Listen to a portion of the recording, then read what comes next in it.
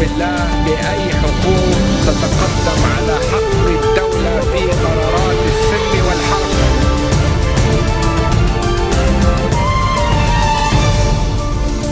Good afternoon. You're watching the English newscast on Future Television. I'm Linda Tamim, and these are today's headlines. The cabinet convenes after a 2-week stoppage caused by a row over the decision-making system. Prime Minister Tamam Salam calls on ministers to reach consensus on cabinet decisions.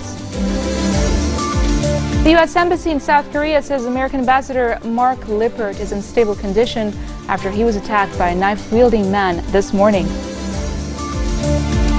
And U.S. Secretary of State John Kerry meets with Gulf Arab foreign ministers in Riyadh to brief them on progress in the nuclear talks with Iran and offers reassurance that any deal will not damage their interests. The cabinet has convened in a session aimed at testing the goodwill of political factions and their willingness to facilitate the government's work after a 2-week stoppage caused by a row over the decision-making system. Prime Minister Tamam Salam has called on the various political factions to show flexibility and learn from past experiences that have paralyzed the government's operation. He urged ministers to behave in a way that serves the interests of the Lebanese people, which he says cannot take any more manipulation and paralysis in this very exceptional period. Salam decided to call for a cabinet session after the different factions agreed to adopt a consensus approach rather than unanimity among all ministers to pass cabinet decisions. Social Affairs Minister Rashid Darbas announced the cabinet will approve crucial issues during today's meeting.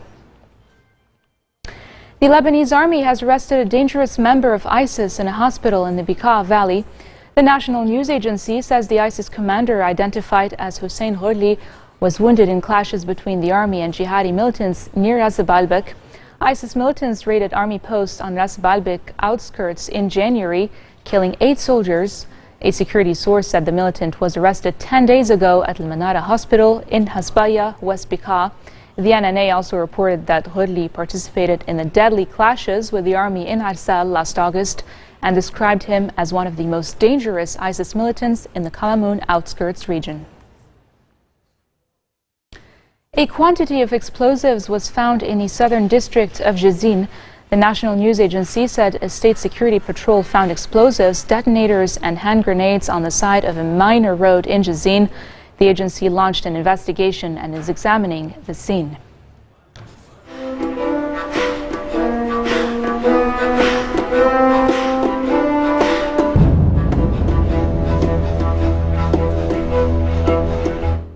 A Syrian regime barrel bomb has killed 18 civilians as heavy clashes erupted between Syrian regime forces and rebels near intelligence headquarters, which the opposition had tried to seize in a spectacular attack on Wednesday.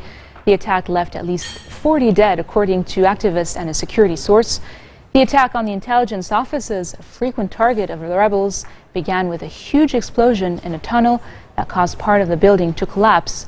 An assault by anti-regime gunmen followed, but was repelled by security forces.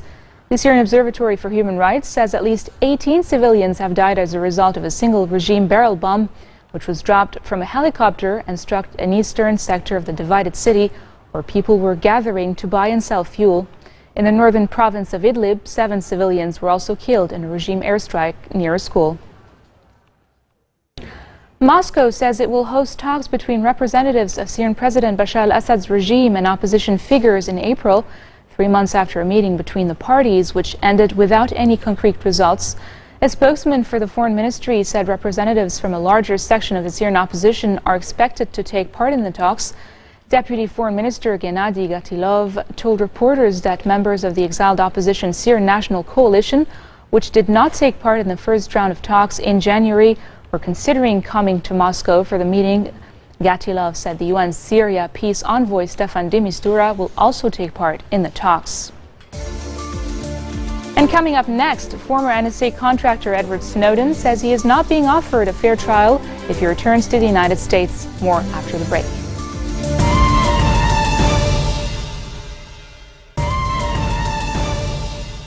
Welcome back.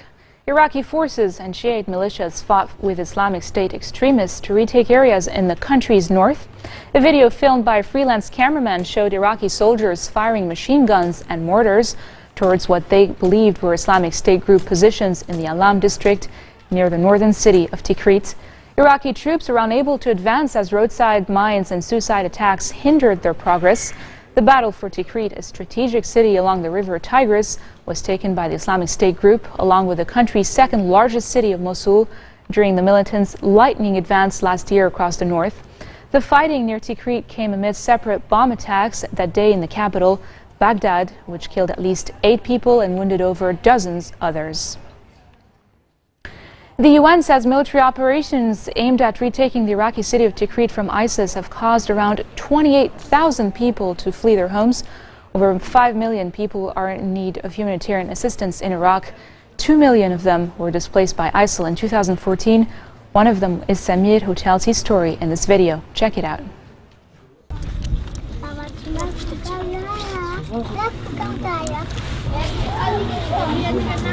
خودی وقتی میشن کالی بس فلاحی بو اما شغل وراجیت کل فلاحی دی شغلا کدی ماند کرد ساعت 2 و 20 دقیقه سرگرزرک بوشر ام بیچاره من ما بازا جوی خوارن نبو يعني بس دروجة سياسات هبون بخون بيشتوي نما بس بحجان مان هادن شيء نهشة وامن شيء مانون بيشرم هادن زاقو كي ما فدرة كي مزاقو ولم هادن في كامبايس يانها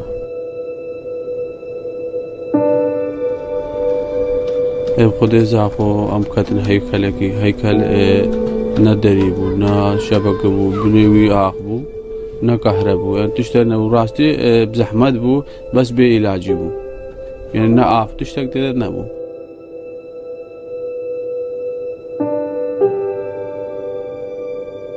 شو قالي ما تشتري يعني ما وقا قوتي أم ريام ما قدبو أم بس بيش كا خلام لنقام هاتن ولا هجرة ما شنقالي بزحمت يعني زام تلقى وطني خدا بسبب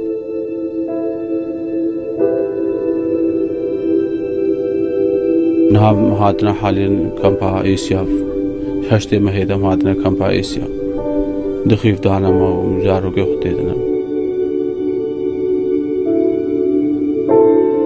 أبرو روجا بريا وقا برميل دانا ما وغازي دانا ما وطعي ما يباشا وصوبيت غازي مشخورا قرقانو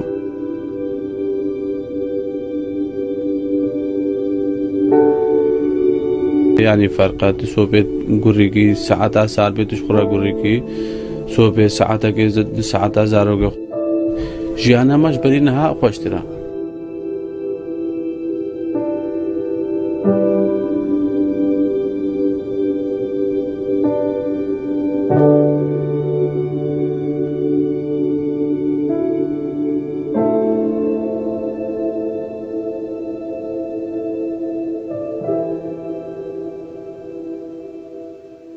U.S. Secretary of State John Kerry has sought to ease Gulf Arab concerns about an emerging nuclear deal with Iran and explore ways to calm instability in Yemen and other troubled nations in the Middle East. A day after wrapping up the latest round of Iran nuclear negotiations in Switzerland, Kerry was in the Saudi capital of Riyadh for talks with senior officials from the Gulf states and the new Saudi monarch, King Salman. The Gulf states are unnerved by Iran's suspected pursuit of nuclear weapons and its increasing assertiveness throughout the region. But Kerry reassured them that a deal with Tehran will not allow Iran to get the bomb and won't mean American complacency on border security matters. The U.S. will continue to confront Iranian expansion and aggressiveness in the region and work closely with the Gulf states on security and defense capabilities. From the beginning, these negotiations have been tough and intense, and they remain so. And we've made some progress from where we were, but there are still significant gaps and important choices that need to be made. The purpose of these negotiations is not to get any deal, it's to get the right deal. One that can withstand scrutiny, the scrutiny of experts on nuclear affairs all around the world, the scrutiny of other governments, the scrutiny of people, the scrutiny of the Congress of the United States, people in America, and the scrutiny of countries in the region that are affected by it. And so we know that. We approach these negotiations with a full understanding of the test that will be applied to this and of the expectations that exist. We also want an agreement that is sustainable over time, and particularly that achieves the singular goal of proving that Iran's nuclear program is and will remain peaceful. We aren't going to be distracted by external factors or politics. We will continue to be guided by our experts, our scientists, our national interests, and those of our partners and allies. Now, for all the objections that any country has to Iranian activities in the region, and believe me, we have objections and others in the world have objections, the first step is to prevent Iran from acquiring a nuclear weapon. And we know that absent a deal, Iran will have the ability to move ahead with its nuclear program. That we know for sure, because that's exactly what's happened to date. We also know that any deal that we would agree to would significantly increase the breakout time, leaving Iran further, far further than it is today, from producing enough fissile material for a weapon, while it undertakes the effort of proving to the world that the program is in fact peaceful. Clearly, increased breakout time makes any nation in the vicinity or any nation of concern safer. We also know that any deal that we reach would give us the intrusive access and verification measures necessary to confirm that Iran's nuclear facilities are indeed on a peaceful path. And that would allow us to promptly detect any attempt to cheat or to break out, and then to respond appropriately. And contrary to some public reports, we are only contemplating a deal in which important access and verification measures will endure. The U.S. ambassador to South Korea has been attacked by a knife-wielding man shouting anti-war slogans during a public event at an arts center in the capital of Seoul. Ambassador Mark Lippert was assaulted during a breakfast conference as he was preparing to give a lecture about prospects for peace on the divided Korean peninsula. The U.S. Embassy said Lippert was in stable condition after surgery at a Seoul hospital. Hours after the attack, Lippert tweeted he was doing well and in great spirits. The suspect, identified by police as Kim Ki-jong, 55, was immediately apprehended at the scene. Police said he slashed Lippert on the face and wrist with a knife. Kim reportedly had a previous conviction for hurling a stone at the then Japanese ambassador to Seoul in 2010. Edward Snowden, the fugitive former U.S. spy agency contractor who leaked details of the government's mass surveillance programs, says he is not being offered a fair trial if he returns to the United States. Snowden was speaking in a live question and answer discussion organized by Canadian Journalists for Free Expression, Ryerson University, and the CBC. We'd love to go back and face a fair trial. But unfortunately, as you surmised in your question, there is no fair trial available on offer right now. I've been working exhaustively with the government now since I left to try to find terms of a trial which would allow, the public to look at these issues. It would be open, it would be clear, we wouldn't have any abuse of procedure where we'd say, oh, well, yeah, we've got all this great evidence against him, but it's classified, of course, so you can't know it. No, he can't communicate with the media. No, he can't communicate with his lawyers. No, we have to record every conversation he has because he's this dangerous criminal. But they'll say, this is a national security case. This person's a traitor. This person committed a great act of treason. And, we need to hang them or execute them or do whatever. And it's going to be the same thing in every country in the world. How are we going to criticize China and Russia if we're making the same kind of cases inside the United States? Would you feel safe, maybe during the case or afterwards? This marks the end of our bulletin for today. Now for a reminder of our headlines.